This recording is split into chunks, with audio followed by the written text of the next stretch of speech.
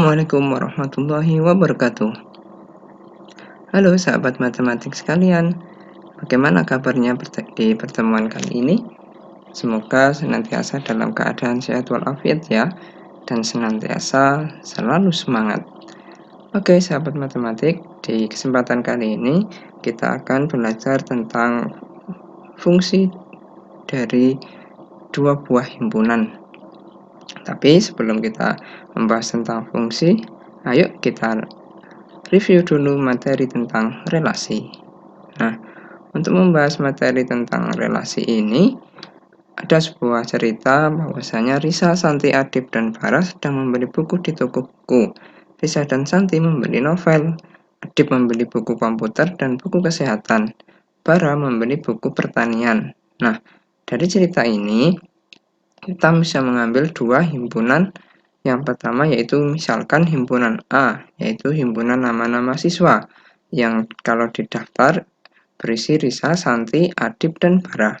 Sedangkan himpunan yang kedua yakni himpunan B, yaitu himpunan jenis buku yang dibeli, yang berisi novel, buku komputer, buku kesehatan, dan buku pertanian. Nah, hubungan antara himpunan A dan himpunan B bisa disajikan dalam bentuk tabel seperti ini. Nah, bisa membeli novel, Santi membeli novel, Adib membeli buku komputer, Adib juga membeli buku kesehatan, dan Farah membeli buku pertanian. Nah, sahabat matematik sekalian, hubungan antara himpunan A ke himpunan B ini disebut dengan relasi kan? Nah, kita sudah belajar tentang itu, maka dari himpunan A ke himpunan B, kita bisa mendapatkan salah satu relasinya yaitu buku yang dibeli. Nah, buku yang dibeli Risa dan Santi adalah novel. Buku yang dibeli Adib adalah buku komputer dan buku kesehatan. Buku yang dibeli Bara adalah buku pertanian. Ini relasi dari himpunan A ke himpunan B. Sedangkan kita juga bisa mendapatkan relasi lain dari himpunan B ke himpunan A, yakni relasi siswa yang membeli. Siswa yang membeli novel adalah Risa dan Santi. Siswa yang membeli buku komputer dan buku kesehatan adalah Adib. Siswa yang membeli buku pertanian adalah Bara. Nah, sahabat matematik sekalian, itu relasi dari himpunan B ke himpunan A. Nah, mungkin ada relasi yang lain, sahabat matematik bisa mencobanya sendiri. Oke, sahabat matematik, relasi yang kita sebutkan tadi bisa digambarkan dalam bentuk diagram panah seperti ini. Relasi dari himpunan A ke himpunan B yaitu buku yang dibeli Risa. Buku yang dibeli Risa adalah novel. Buku yang dibeli Santi adalah novel. Buku yang dibeli Adib adalah buku komputer dan buku kesehatan. Sedangkan yang dibeli Bara adalah buku pertanian. Nah, ini dari himpunan A ke himpunan B.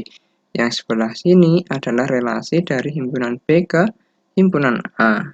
Nah, sahabat matematik sekalian, selain dalam bentuk diagram panah, relasi juga bisa disajikan dalam bentuk himpunan pasangan berurutan. Seperti ini, contohnya.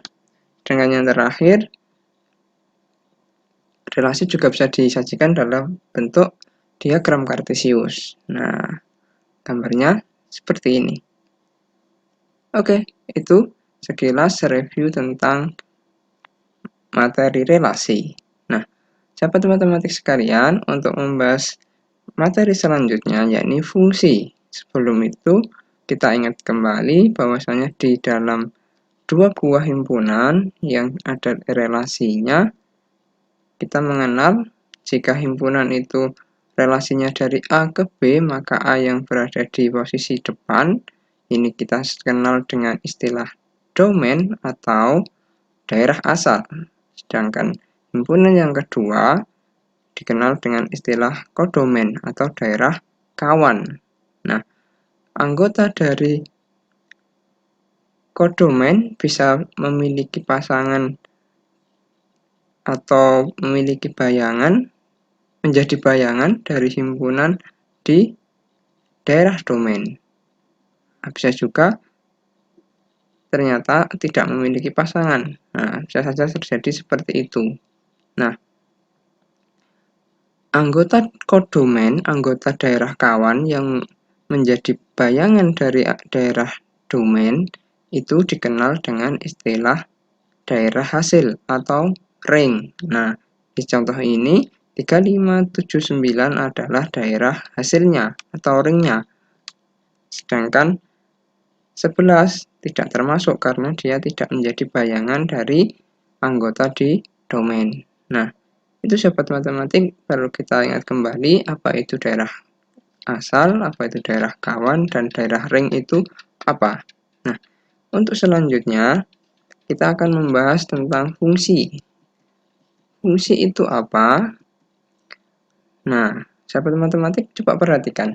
Di sini disajikan contoh-contoh dari fungsi dan bukan fungsi. Silahkan dilihat perbedaannya apa.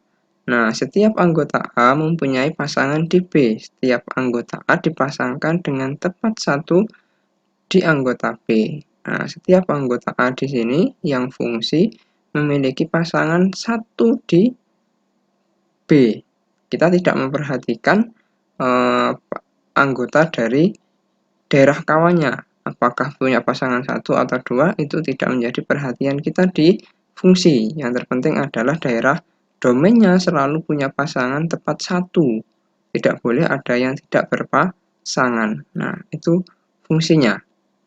Sedangkan di contoh bukan fungsi, kita bisa lihat ada anggota domain yang tidak punya pasangan misalnya, atau ada anggota domain yang pasangannya lebih dari satu. Nah, contoh yang seperti ini disebut bukan fungsi, ini relasi biasa, yaitu ada anggota A yang tidak punya pasangan di B, dan ada anggota A yang mempunyai pasangan lebih dari satu di B. Sehingga kita bisa simpulkan sahabat matematik sekalian, sifat-sifat fungsi atau pemetaan atau relasi khusus ini dari himpunan A ke himpunan B adalah setiap anggota A punya pasangan di B.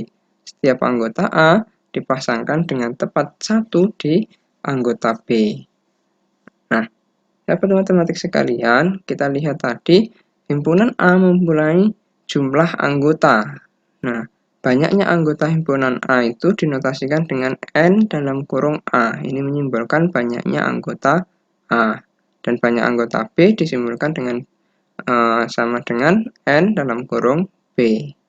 Maka, kita bisa menentukan banyak fungsi yang mungkin terjadi dari himpunan A ke himpunan B itu adalah NB pangkat NA. Banyaknya anggota B dipangkatkan dengan banyaknya anggota A. Begitu juga dengan sebaliknya.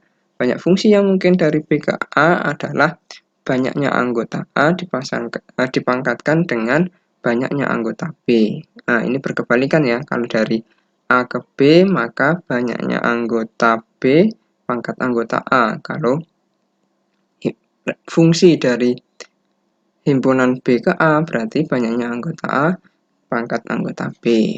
Nah, itu fungsi, sahabat matematik sekalian. Ada yang berikutnya, ada fungsi khusus yang kita sebut dengan korespondensi satu-satu. Nah, apa itu? Coba kita perhatikan. Contoh-contoh fungsinya, setiap anggota A semuanya punya pasangan, setiap anggota A punya pasangan tepat satu di anggota B. Nah, tapi ada kalanya anggota B itu tidak punya pasangan dengan anggota A. Nah, atau anggota B punya pasangan lebih dari satu. Nah, karena di sini fungsi itu menitik beratkan pada setiap anggota domain punya pasangan di B, dan setiap anggota domain tadi pasangannya hanya satu. Nah, tapi di korespondensi satu-satu kita bisa perhatikan setiap anggota A punya pasangan satu di B, dan setiap anggota B punya pasangan juga satu di A. Tidak ada yang lebih dari satu, tidak ada yang kosong juga. Setiap anggota A dipasangkan dengan tepat satu anggota B, dan setiap anggota B dipasangkan dengan tepat satu anggota A.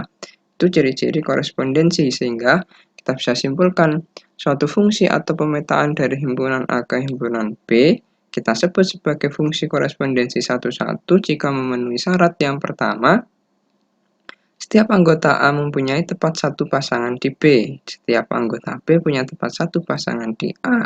Akibatnya, Kalau korespondensi satu-satu itu jumlah anggota himpunan A pasti sama dengan jumlah anggota dari himpunan B. Nah, jumlahnya sama antara himpunan A dan himpunan B. Itu baru namanya korespondensi satu-satu.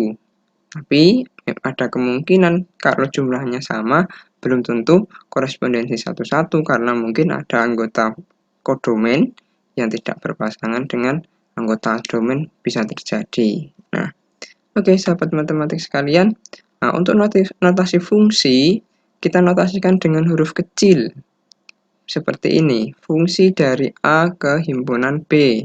Ada 3 cara menotasikannya. F.2 X panah Y dibaca F memetakan X ke Y. X-nya anggota himpunan A atau domain dan Y-nya anggota kodomen atau daerah kawan. Atau dituliskan dalam bentuk F.2X, maka atau anak panah F dalam kurung X bisa saja. Ejanya juga sama. Atau yang terakhir bisa dituliskan dalam bentuk F.2X anak panah Y sama dengan Fx sama, itu juga notasi fungsi. Nah, sahabat matematik sekalian, kita bisa menyajikan fungsi lebih banyak daripada kita menotasikan atau menyajikan relasi. Yang pertama, kita bisa menyajikannya dalam bentuk diagram panah seperti yang biasa kemarin di relasi, atau dalam bentuk pasangan berurutan. Nah, yang ketiga yang berbeda yaitu dalam bentuk persamaan fungsi. Nah, kalau di relasi kemarin tidak ada. F dalam kurung X sama dengan 3X untuk relasi fungsi F dinyatakan dengan 3 kali. Nah, bisa seperti ini dalam bentuk persamaan. Atau dalam bentuk tabel boleh, atau dalam diagram kartesius seperti kemarin juga ada. Nah, itu cara menyajikannya fungsi dalam 5 cara. Nah, sahabat matematik bisa memilih diantaranya atau bisa menjelaskan kalau ada diantaranya disebutkan bagaimana cara menyajikan fungsi dari 2 buah himpunan. Itu insya Allah materi di pertemuan kita kesempatan kali ini. Semoga bermanfaat dan selamat belajar, sukses selalu. Assalamualaikum warahmatullahi wabarakatuh.